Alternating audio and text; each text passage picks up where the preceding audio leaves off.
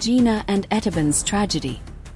A captivating Naga folktale love story. Have you ever heard the hymn, "I Have Decided to Follow Jesus," and wondered where it came from?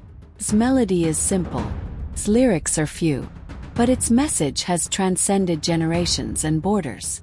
What many don't realize is that behind these few lines lies a story of incredible faith, unimaginable sacrifice, and a legacy that would transform an entire village and echo across the world.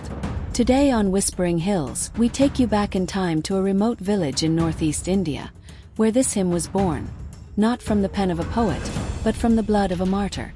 More than a century and a half ago, in the rugged terrain of northeast India, what is now known as Assam, a cluster of tribal communities lived in relative isolation. These tribes were strong-willed, proud of their traditions, and fiercely protective of their beliefs. Among them were the Garos, Nagas, and other ethnic groups who had developed complex cultures and warrior customs. Some tribes were known to hang the heads of enemies as trophies on the walls of their homes. To the outside world, these tribes were considered fearsome and impenetrable. They didn't welcome outsiders, especially not those who came with unfamiliar religions or ideas. But thousands of miles away, something was stirring. A revival in the West. In the mid-1800s, a powerful Christian revival was taking place in Wales. The movement swept through churches and towns, reigniting people's faith and filling them with a passion to spread the message of Jesus Christ. Men and women across Europe were stirred to become missionaries, leaving behind the comfort of home to take the gospel to the farthest corners of the world. Among these missionaries were members of the American Baptist Mission who felt a calling to India. They journeyed across oceans and over mountains, determined to bring the message of love, forgiveness, and eternal hope to a place that had never heard the name of Jesus. A dangerous mission. When these missionaries arrived, they were met with suspicion and hostility. The tribal leaders viewed them as intruders, perhaps even enemies. The concept of one God, of grace and forgiveness, was entirely foreign to these people whose lives had been shaped by traditions of retribution and honor. But the missionaries pressed on. They learned local languages, adapted to the climate, and immersed themselves in culture, all for the sake of one mission: to share the love of Christ. Slowly, their message began to break through.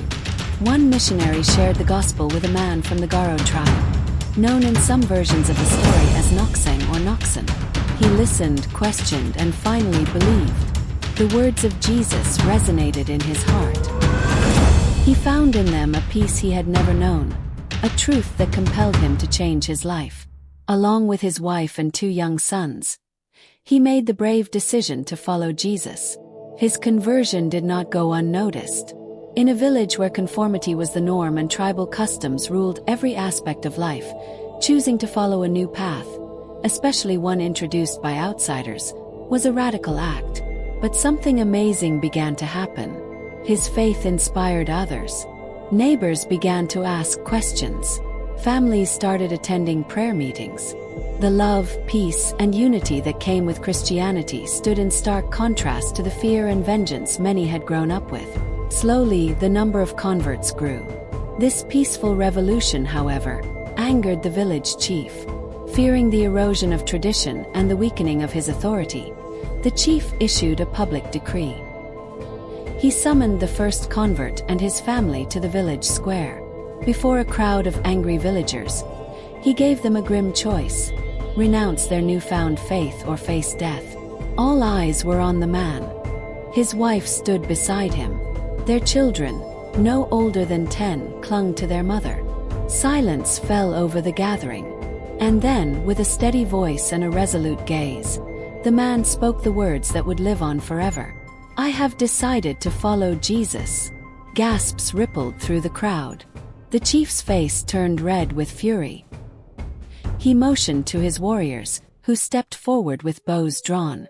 In an instant, 2 arrows flew through the air.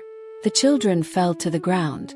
Their young bodies twitched briefly, and then were still. Once again the chief asked, "Will you now deny your faith? Your children are gone. Save your wife. Save yourself." Tears welled in the man's eyes, but his voice did not tremble. He said, Though none go with me, still I will follow." Furious, the chief gave another signal. The wife collapsed beside her children, another life lost for the sake of a foreign faith. And now the man stood alone. The chief, trying once more to shake him, shouted, "This is your final chance. Deny your faith and live." But the man lifted his face to the sky and declared, "The cross before me, the world behind me. No turning back." Those were his final words. Moments later, he joined his family in martyrdom. There was silence. Even the chief stood still, the blood of a family staining the soil beneath his feet. The man had not fought. He had not cursed. He had not begged. He had simply believed, so deeply that he was willing to die for it. The chief, shaken, began to question everything he had ever known. What kind of faith is this, he wondered. Why would someone give up everything for a man who lived thousands of years ago, in a land so far away? He had witnessed courage. He had witnessed peace in the face of death. He had witnessed something he could not explain. And something inside him changed. There, in front of the entire village, the chief declared, "I too belong to Jesus Christ." The villagers were stunned. But their leader's confession opened a floodgate. One by one, men and women stepped forward. The transformation was complete. The entire village turned to Christ, because of one man's unshakable faith. The man's final words, simple, powerful, and defiant, were remembered by those who witnessed them. His declaration of faith soon took the form of a song, sung first in that village and later across the region. The melody itself was derived from traditional Indian folk music, a gentle tune that carried the weight of his testimony. Eventually it was titled Assam, after the place where it all began. Years later, an Indian Christian missionary named Sadhu Sundar Singh helped to popularize the hymn, sharing it during his travels across India. It wasn't long before the song found its way into Western hymnals. In 1959, American hymn editor William Jensen Reynolds arranged a version of the song that would be included in many church songbooks across the globe. Another account attributes its hymn formation to a man named Simon Marak from Jorhat, also in Assam. Today, "I Have Decided to Follow Jesus" is sung in churches, at baptisms, in revival meetings, and in quiet moments of prayer. It's a song of surrender, song of boldness, a song of devotion that defies fear. Also today, we live in a world full of distractions, doubts, and demands. Faith is often tested. Convictions are challenged. And yet, the story of this unnamed martyr from a tiny village in northeast India reminds us of what it truly means to follow Jesus.